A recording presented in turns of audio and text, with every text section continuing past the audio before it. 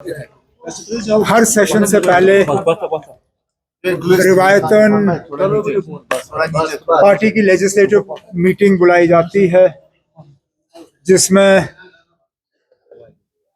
National conference के और फिर हमारे साथ जो जुड़े हुए इंडिपेंडेंट्स हैं या तारिगामी साहब हैं, उन्हें मीटिंग में बुला के सेशन की स्ट्रैटेजी तय की जाती है।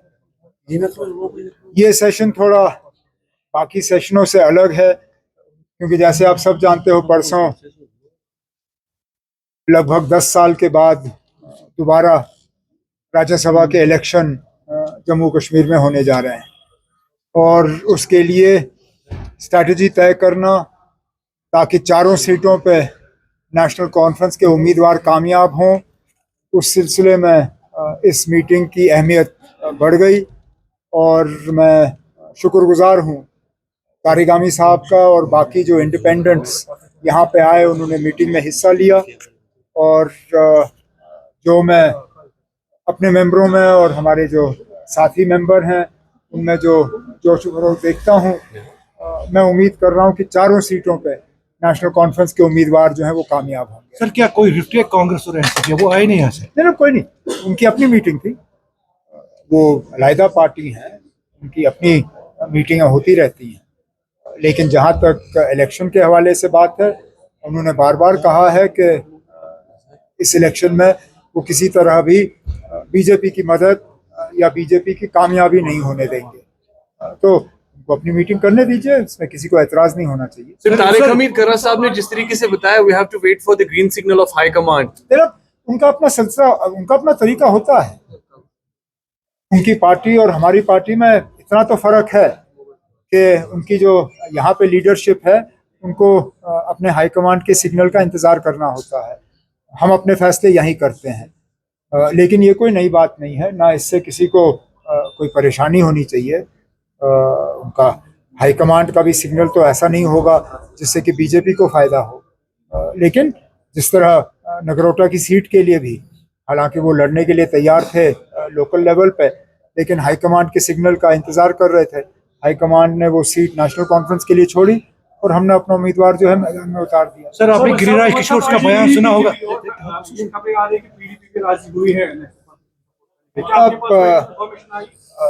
हमारे एक कैंडिडेट शमी ओबरॉय साहब आज महबूबा मुफ्ती साहिबा से मिली और उन्होंने पार्टी की तरफ से गुजारिश की कि वो नेशनल कॉन्फ्रेंस के हक में वोट डाल के हमारे उम्मीदवारों को कामयाब करें। इससे पहले हमारे सदर जनाब फारूक अब्दुल्ला साहब ने खुद महबूबा मुफ्ती साहिबा से फ़ोन पे बात की, और उसके बाद हालांकि पीडीपी का कोई ऐलान तो हुआ नहीं है, लेकिन उन्होंने डॉक्टर साहब को भी और शमी ओबरॉय साहब को यकीन दिलाया कि वो अपने साथियों के साथ मशवरा करके एक सही फैसला लें। सर, आपने गिरिराज किशोर का बयान सुना होगा, जो मिनिस्टर गिरिराज किशोर, जो उसने बोला कि बिहार में जो मुसलमान है वो नमक हराम है, वो हमें उनका वोट नहीं चाहिए। कौन है? गिरिराज सिंह किशोर सर, यूनियन मिनिस्टर है सर।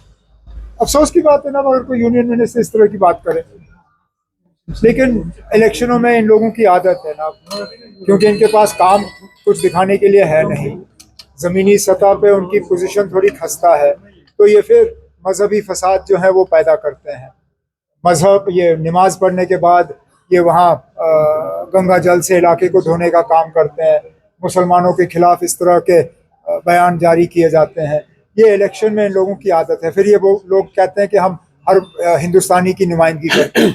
अगर हर हिंदुस्तानी की नुमाइंदगी हो रही है तो वज़ीर आज़म साहब को इन बयानों को देख के इन मिनिस्टरों के खिलाफ कार्रवाई करनी चाहिए, नहीं तो फिर क्या सिग्नल जा रहा है। उमर साहब, लीडर ऑफ अपोजिशन, और ने कल बडगाम में तकरीर करते हुए आवाम से कहा कि हम बीजेपी की, हम नेशनल कॉन्फ्रेंस के साथ सरकार बनाएंगे नहीं, क्योंकि वो हमारे पास ऑफर आया कि हम उनको जो है एक्सेप्ट ही नहीं कर रहे हैं। कौन सा ऑफर आया?